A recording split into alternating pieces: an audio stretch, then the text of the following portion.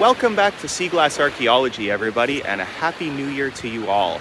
Here I am, it's the very beginning of January, and I'm out in North Sydney on Indian Beach. About 5 days ago, I was actually out here, but it was high tide and there was a whole bunch of people on the beach, but I still made a great haul. I picked almost 2 kilograms with my friend Karen. But here we are today. You can see that there's nobody behind me.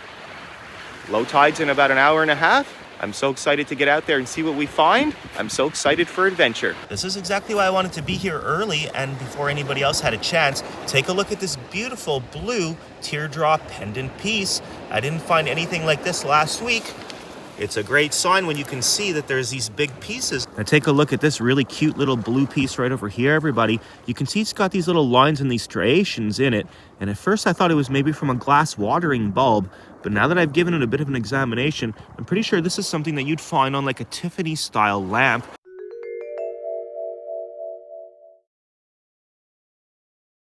Now take a look at this tiny piece right over here I just found, everybody. Without a doubt, it's a nice dark shade of purple. This is probably Depression era glass from the 1930s and 1940s. I'm gonna have to insert a picture right in here. If you haven't seen it before, here you go. Now take a look at this awesome find over here, everybody. There's not much left to it, but you can see that it's the fragment of a tiny sea marble. It's got a few colors. It's got some blue, some yellow, and some green. It's about 20% of the marble, maybe a little bit less. And finding marbles out here on Indian Beach is a lot harder than it is out my way and in other places of Cape Breton, because this is such a public beach and marbles really tend to roll up onto the surface out my way. And this one over here, it was a fragment, so it wasn't rolling, and it was out in these pebbles that I was just sifting through. I'm gonna happily take this one, but I don't think my kids are gonna be playing any games with it anytime soon. Now take a look at this beautiful find over here, everybody. It's a nice amethyst purple. It's a lot different than the one that I found about 20 minutes ago. And this one here is what we refer to as manganese glass. It has manganese dioxide in it. It reacts to the ultraviolet rays of the sun. It gets more and more purple over time. So I'm gonna put a nice picture of some of those bottles into the video now as well. Now check this one out, everybody. I'm at the low tide mark, you can see, but the tide is going down, and it really pays to be here because I just found this massive piece of blue that looks like it's 3/4 of an inch or half an inch long. Now that I'm holding it like this, actually, I can see that there's a little bit of letters on it. So give me a second here. I think I'm gonna dry this off and try and get a better idea of what this says. Thanks for being so patient with me there, everybody. It actually took a couple of minutes for me to figure out what I have right over here. And what it appears to be is the bottom of a Vicks Vapor Rub bottle. Now, there's a little bit of a U that's embossed on it, and I know that these old bottles from Vicks actually said Vicks Vapor Rub on them, so I believe that when we go home, I'm gonna be able to match this cool piece right over here to an old Vicks bottle because of that little U, and I believe it goes into the word rub. Well, I can tell that somebody was here before low tide because this pile has been kicked up a whole bunch. Looks like they kicked up something really cool right over here, everyone. Take a look. It's another fragment of a tiny little sea marble.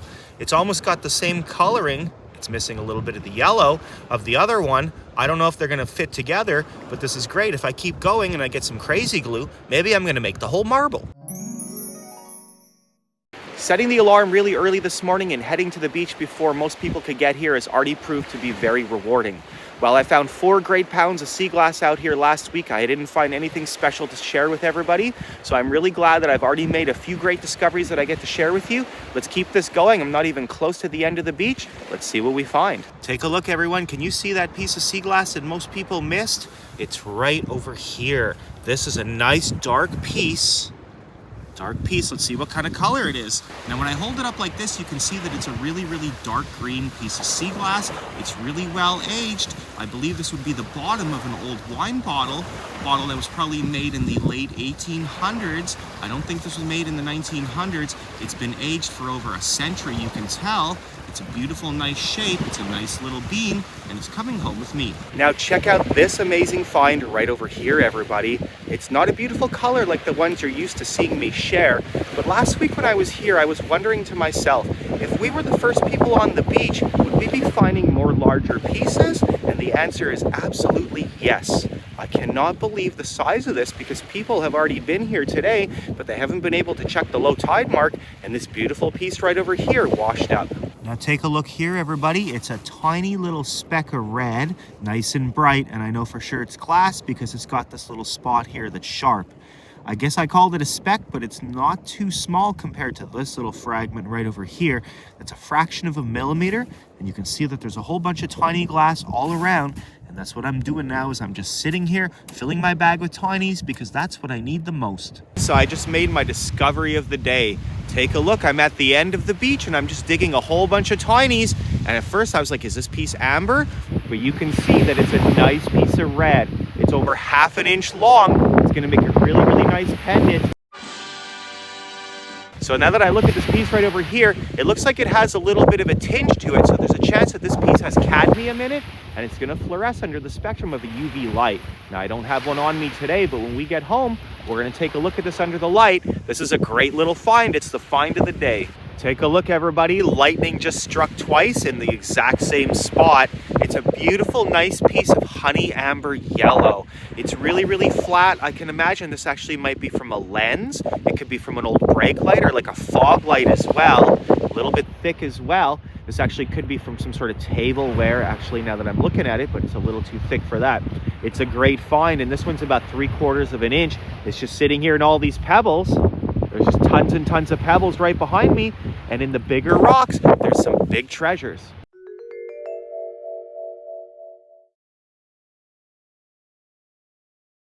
Take a look at this really unique find over here now, everybody. At first I was thinking that this is a sea marble because it's got a little bit of green and a little bit of melt glass together, but the more I look at it, it almost looks like there's some black inclusions from a fire. So this could actually be a really unique piece of bonfire glass where green and melt glass fuse together. Take a look over here, everybody. You can see this piece right over here. It's got a few little ridges on it, and it's very, very flat and thin. So a piece like this would be from an old medicine bottle, like a poison bottle, with some embossed ribbing on it. It's a nice little find. I'm gonna take that. I'm gonna take this beautiful piece right over here. I'm gonna put them in the bag, and the bag's getting real full. Now take a look at these two beautiful little colors that just popped up over here, everybody. We have one that's a bonfire mauve, like a nice little lavender. And then over here, this one's kind of like a peachy pink. Here, let me get the focus going here so you can see it. This piece right over here, you can see it's a little bit of a peachy color. I wouldn't call it Depression era pink, and I wouldn't call it yellow. I'm gonna call it beautiful.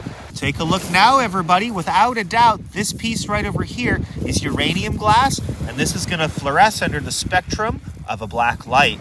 It's absolutely just glowing in between my fingers right now. You can see there's a nice little pottery shard right over here, but this is the absolute treasure. I just keep digging this trench, and I keep getting rewarded.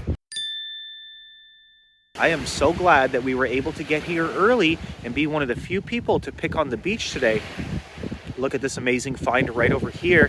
It's nice and aged to perfection. It's really, really thick. It's bigger than my finger. Okay, everybody, I've got one more great find to share with you over here. It's not a rock, but it's a really, really dark piece of black pirate glass. A piece like this, because it's flat, we can see probably originated from an old case gin bottle.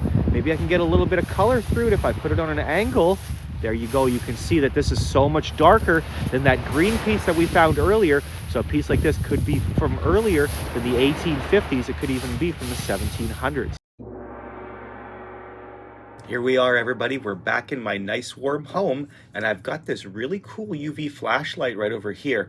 I've already checked the red piece, and unfortunately it doesn't glow. It doesn't have cadmium in it or any other elements that will reflect underneath the properties of a black light. But I want to show you how cool this UV piece really is. Take a look at how brilliant the glow is on this beautiful little piece of UV sea glass, everybody. It's kind of wild because if I take my little black light and I put it directly on the piece, it just radiates and it's on fire. So I'm going to move it a little bit off to the left so you get a better appreciation for how much it glows. Now it's wild because certain UV glass will actually fluoresce more than others under the spectrum of a black light, And a lot of that speaks to the glass composition and how much uranium dioxide went into each individual batch. This past summer when I was speaking at the Sea Glass Festival, I had borrowed a black light similar to this, and I found it so handy that I went out and got one myself off of Amazon. It was about $15 Canadian, and it really does the trick. I found in my Sea Glass shop this year, I was able to just show everybody the different properties that glass possesses with different elements in it using this light. So I can strongly recommend going out and getting one yourself if you don't have one. It's really handy. I've wanted to bring it on the beach, but unfortunately it takes 3 AAA batteries, and my kids are always taking the batteries for their toys, so they're never charged. I do have rechargeable batteries, and I do recommend that if you do get something like this, you get rechargeable batteries as well.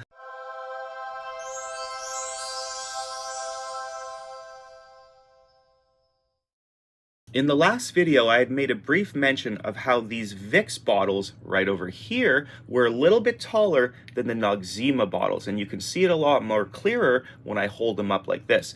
Now, what makes them different is I found that the Vicks bottles actually say Vicks Vapor Rub on them, and some of the Noxzema say no eczema.